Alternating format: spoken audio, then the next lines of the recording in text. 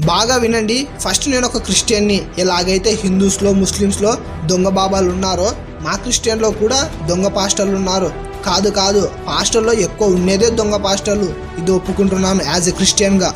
అరే ఏంది ఇది, బుష్ అంటే గిలిగిలా కొట్టుకునేది, బుష్ అంటే వీల్ చైర్లో ఉన్నాడు ఉరికేది, మొత్తం దొంగలే. బైబుల్లో పౌల్ అనే ఒక పాస్టర్ ఉంటాడు. ఆయన ఎంత పవర్ఫుల్ అంటే తన షర్టు తీసుకొని ఎవరెవరికి ఎలాంటి రోగాలున్నా గుడ్డోళ్ళకి కుంటోళ్ళకి ఆ షర్టు తీసుకువెళ్ళి ముట్టుకుంటే చాలు ఆ రోగాలు బాగయ్యేవి. కొన్న తర్వాత ఆ పాస్టర్ శిశువునికి ఇంకో పాస్టర్కి రోగం వస్తే పలానా మందులు వేసుకో అంటాడు. ఇంకో వ్యక్తిని హాస్పిటల్లో వదిలేసిపోతాడు.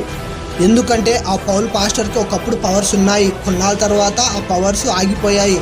ఈ మధ్యలో బైబుల్ అనేది స్థిరపరచబడింది. అంటే యేసు రావడం, చనిపోవడం, మళ్ళీ లేవడం, శిష్యుల ద్వారా ఆయన గురించి తెలవడం, ప్రేమ అంటే ఏంటో తెలవడం అన్నీ అయిపోయాయి. తరువాత ఆ పవర్స్ అనేవి ఆగిపోయాయి. నేనేం చెప్తున్నా అంటే